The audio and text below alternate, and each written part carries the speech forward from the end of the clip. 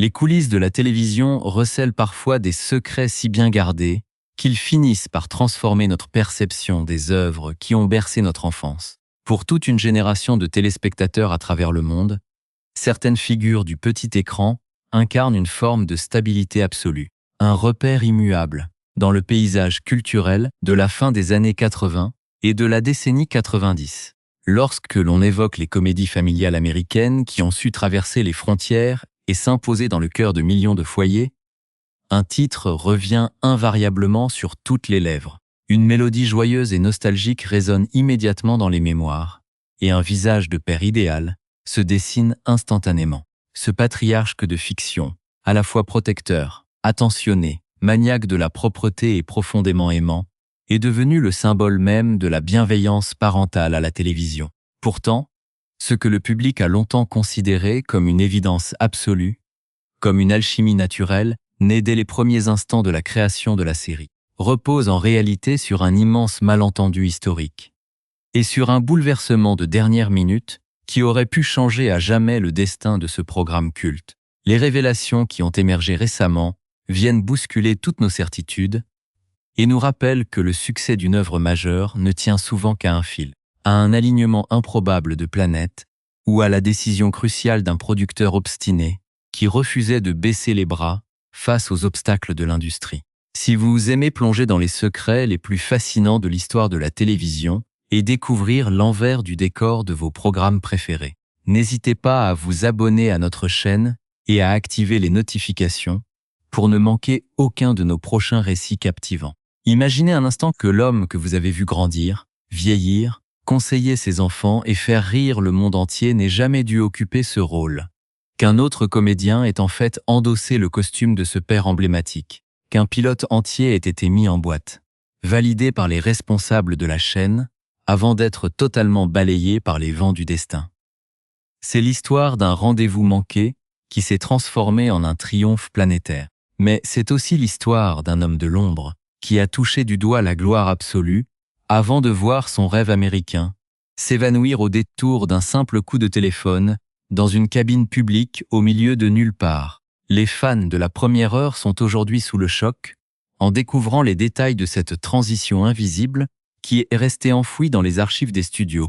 pendant des décennies. La série dont nous parlons a redéfini les codes de la sitcom familiale en mettant en scène une structure domestique inédite pour l'époque, un trio d'hommes célibataires s'unissant pour élever 3 petites filles après un drame terrible. Ce point de départ, à la fois tragique et porteur d'une immense comédie humaine, exigeait un équilibre parfait, une distribution d'acteurs capables de transmettre une émotion brute tout en déclenchant le rire à chaque réplique. Le rôle central, celui du père veuf, était la clé de voûte de tout cet édifice narratif, et la production savait pertinemment que le moindre faux pas dans le choix de l'interprète principal condamnerait le projet à l'oubli général. Les téléspectateurs du monde entier ont associé ce rôle à un acteur unique, un homme dont la disparition tragique et soudaine, il y a quelques années, a laissé un vide immense dans le monde du divertissement, renforçant encore un peu plus son statut de figure paternelle de l'Amérique. Apprendre aujourd'hui que ce monument de la culture populaire n'était pas présent lors du tournage initial de la série, qu'il a fallu une véritable guerre de tranchées en coulisses pour l'imposer. Alors qu'un autre acteur avait déjà été officiellement engagé et avait célébré la commande de la série par le réseau de diffusion, provoque un véritable séisme chez les nostalgiques. C'est une plongée fascinante dans les rouages d'Hollywood que nous vous proposons, une exploration des occasions manquées et des carrières qui basculent en l'espace de quelques semaines. Comment un projet presque finalisé, prêt à être diffusé sur les écrans de millions de foyers américains, a-t-il pu être repris depuis le début, retourné scène par scène, uniquement pour remplacer son acteur principal? L'atmosphère sur les plateaux de tournage à cette époque était électrique, teintée de l'espoir fou de donner naissance au prochain grand succès de la décennie. Mais personne ne pouvait anticiper le drame humain et professionnel qui se jouait en parallèle pour celui qui pensait avoir décroché le rôle de sa vie. Les témoignages qui font surface aujourd'hui, portés par les confidences de ceux qui étaient présents dans le studio, alors qu'ils n'étaient encore que des enfants, mettent en lumière la complexité de cette industrie où les sentiments humains passent bien souvent après les exigences artistiques et commerciales des créateurs. Le voile se lève enfin sur cet épisode secret de la télévision des années 80. Une époque où les réseaux décidaient du sort des comédiens en un claquement de doigts, laissant derrière eux des destins brisés et des succès légendaires. À travers les souvenirs émus des membres de la distribution d'origine, nous commençons à comprendre l'ampleur de ce qui s'est réellement passé avant que le premier épisode officiel ne soit diffusé sur les ondes. Le public pensait tout savoir de cette famille de fiction, de ses rires enregistrés, de ses moments d'émotion partagés et de l'évolution de ces acteurs qui sont devenus de véritables icônes mondiales. Pourtant, l'histoire officielle cachait une vérité bien plus complexe, un secret de fabrication qui remet en perspective la notion même de succès et de fatalité dans le milieu artistique américain. Alors que nous nous apprêtons à entrer dans le vif du sujet et à explorer les détails de cette révélation majeure, l'ombre de ce père idéal plane plus que jamais sur l'histoire de la télévision, nous invitant à redécouvrir les premiers pas incertains d'une aventure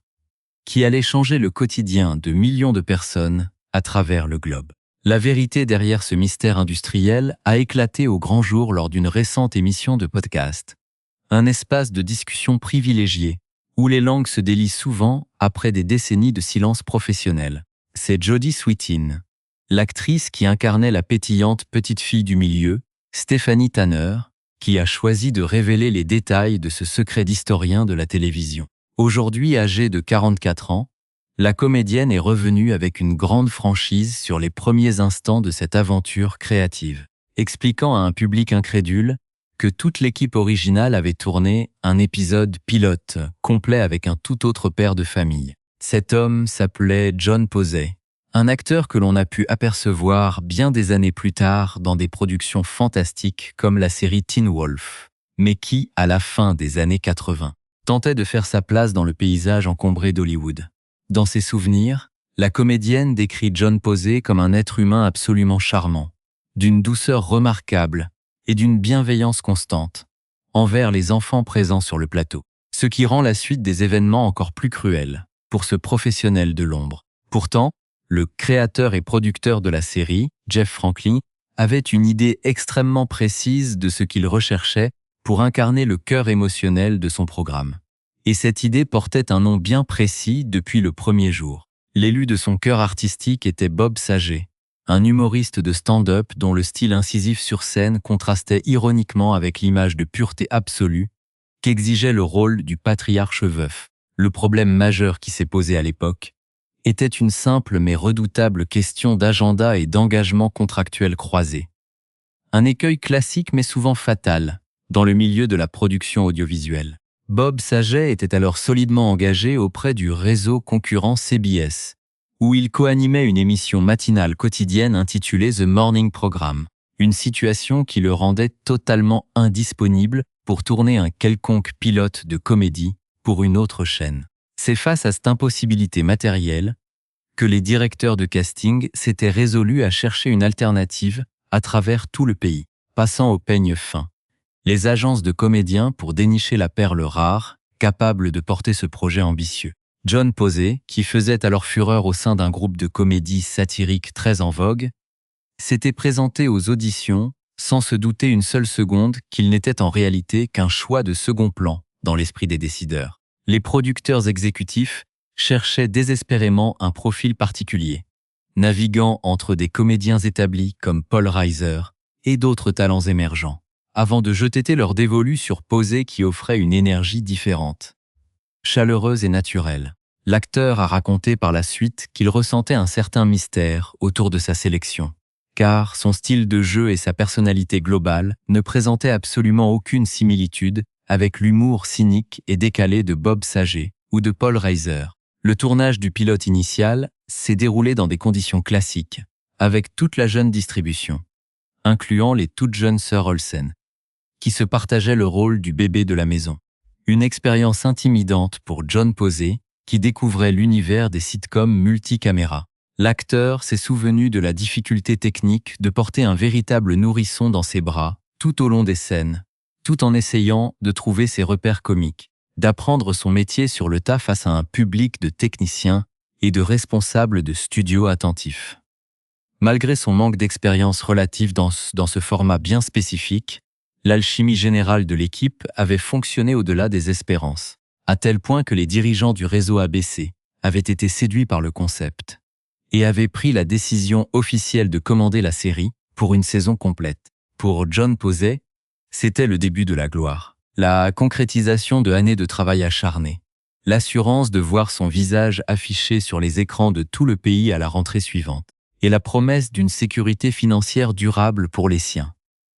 Tout semblait parfait. L'acteur avait emballé ses affaires, loué une remorque pleine de matériel et entamé un long voyage sur les routes américaines, l'esprit serein et le cœur léger, persuadé que son destin était désormais scellé de la plus belle des manières. C'est alors qu'il se trouvait dans l'État du Mississippi, au milieu de nulle part, que la réalité brutale d'Hollywood l'a rattrapé sous la forme d'un signal sonore émanant de son téléavertisseur personnel, l'ancêtre des téléphones portables de notre époque.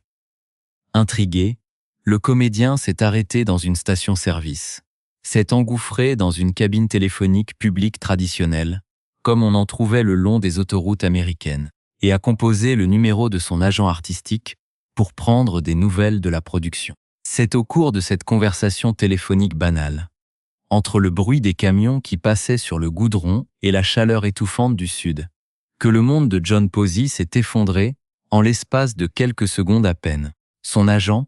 d'une voix hésitante et confuse, lui a annoncé que les producteurs étaient en train de faire passer des essais secrets à un autre acteur pour le rôle principal, un homme dont Posey ignorait, alors qu'il était le premier choix originel de la production. Ce qui s'était passé en coulisses tenait du miracle industriel pour les uns et de la tragédie professionnelle pour l'autre, car l'émission matinale de Bob Saget sur CBS venait d'être brusquement annulée en raison d'audience insuffisante. Libéré de ses obligations contractuelles de manière tout à fait inattendue, l'humoriste se retrouvait soudainement sur le marché du travail, disponible pour de nouvelles aventures de fiction. Une opportunité que le créateur Jeff Franklin ne pouvait absolument pas laisser passer. Fort de cette disponibilité soudaine, le producteur a entamé une véritable bataille de persuasion auprès de la direction de la chaîne ABC, insistant lourdement sur le fait que Louis ne saurait jamais atteindre son plein potentiel sans la présence de Bob Saget dans le rôle du père. La décision finale est tombée comme un coup près, les cadres de la chaîne acceptant de financer le retournage intégral du premier épisode. Une opération extrêmement coûteuse et rare dans l'industrie, dans le seul et unique but d'effacer la présence de John Posey et de la remplacer par celle de Bob Saget. Le choc a été immense pour l'acteur évincé, qui a vu sa carrière bifurquer radicalement alors qu'il touchait au but, tandis que la production rappelait en urgence tous les enfants et les autres acteurs pour mettre en boîte la version définitive de ce qui allait devenir un phénomène de société. La tension était palpable lors de ces nouvelles sessions de tournage, car la production devait faire face à un défi de taille, celui de recréer la magie du premier jet tout en intégrant un nouveau venu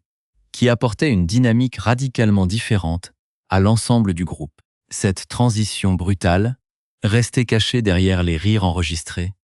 et le générique entraînant de la série montre à quel point l'industrie du divertissement peut se montrer impitoyable avec ceux qui ne rentrent pas parfaitement dans les plans stratégiques des créateurs. Le public de l'époque n'a jamais eu conscience de ce bouleversement majeur, découvrant directement la version avec Bob Saget lors de la grande première à la télévision, tandis que le pilote original avec John Posey était soigneusement enfermé dans les coffres-forts du studio pour ne plus jamais en sortir officiellement. C'est cette dualité dramatique entre le triomphe public d'un homme et la déception intime d'un autre, qui confère à cette révélation une dimension humaine particulièrement intense, révélant la face cachée d'un monde où le succès des uns se construit inévitablement sur les décombres des ambitions des autres. La décision de retourner intégralement, le pilote s'est avéré être un coup de génie commercial et artistique qui allait transformer durablement l'histoire de la télévision moderne. Dès sa première diffusion à l'antenne, la version portée par Bob Saget a su capter l'air du temps d'une manière absolument unique, imposant immédiatement ce père de fiction comme le point d'ancrage émotionnel de millions de familles à travers le monde. Le triomphe de la série ne s'est pas démenti au fil des saisons, s'étalant sur près d'une décennie entière, de l'année 1987 jusqu'au milieu des années 90, avant de connaître une seconde vie spectaculaire grâce aux rediffusions incessantes et à une suite moderne produite 30 ans plus tard. Bob Saget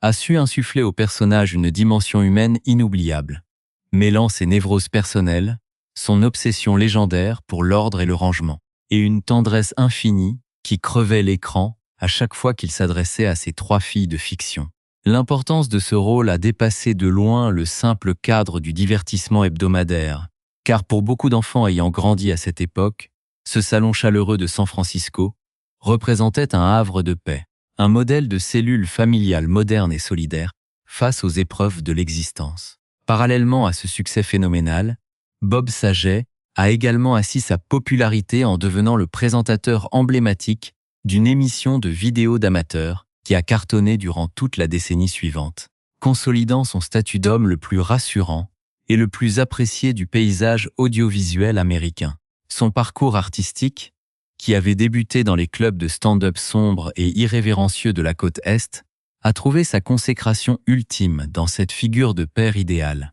Un paradoxe qui a toujours amusé ses pairs du monde de la comédie. Les autres membres de la distribution ont tous connu des trajectoires de vie profondément marquées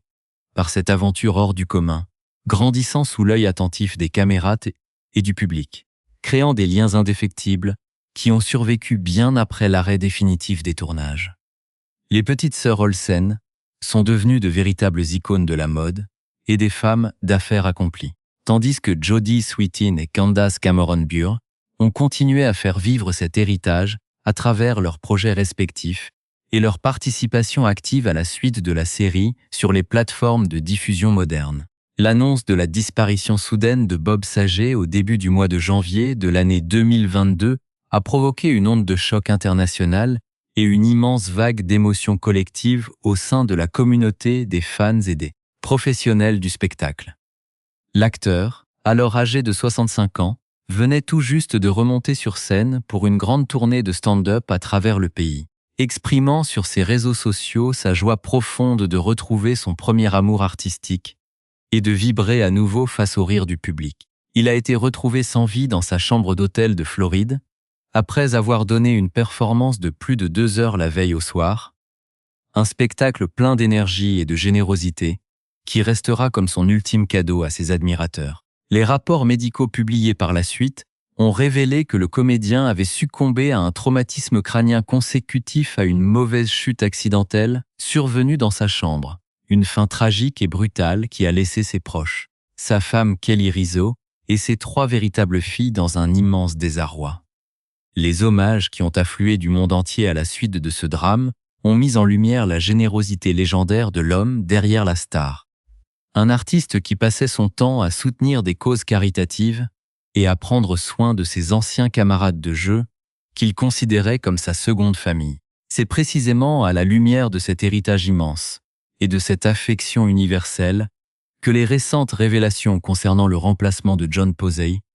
prennent une résonance toute particulière aujourd'hui. Loin de vouloir ternir la mémoire de Bob Saget, les confidences des acteurs de la série permettent de rendre justice à l'histoire officielle et de saluer la dignité de celui qui aurait pu être la star de ce programme culte. John Posey n'a jamais exprimé d'amertume publique tenace concernant ce revirement cruel du destin, poursuivant sa carrière de comédien de caractère avec une grande régularité, apparaissant dans des dizaines de séries télévisées et de films au fil des décennies suivantes, sans jamais chercher à capitaliser sur ce rendez-vous manqué. Sa trajectoire personnelle nous rappelle avec force que les coulisses d'Hollywood sont pavées de ces trajectoires parallèles, de ces destins qui se croisent et se décroisent au gré des décisions, des comités de direction et des caprices de la programmation des réseaux de diffusion. Cette révélation tardive permet enfin de reconstituer le puzzle complet d'une œuvre qui a marqué l'inconscient collectif de millions de personnes, offrant un éclairage fascinant sur les rouages complexes de la création télévisuelle de la fin du XXe siècle. L'histoire de cette famille, pas comme les autres, née d'un drame et construite sur l'amour et la solidarité, résonne de manière encore plus riche maintenant que le public connaît les coulisses de sa propre naissance dans la douleur et le secret des studios de production. En fin de compte, que le premier père ait été John Posey ou que le rôle soit revenu définitivement à Bob Saget. l'esprit de cette œuvre demeure inchangé dans le cœur des vagues de spectateurs successives qui continuent de découvrir ces épisodes empreints de nostalgie. Le parcours de ces hommes et de ces femmes, leurs triomphes éclatants comme leurs blessures secrètes, compose une fresque humaine captivante qui dépasse largement le simple cadre d'une comédie de situations enregistrées devant un public en studio. C'est sur cette note de respect partagé pour tous les artisans de cette aventure, qu'ils soient restés sous les projecteurs ou qu'ils aient été écartés dans l'ombre des cabines téléphoniques du Mississippi, que se referme le grand livre des secrets de cette production légendaire qui continuera longtemps de bercer les générations futures.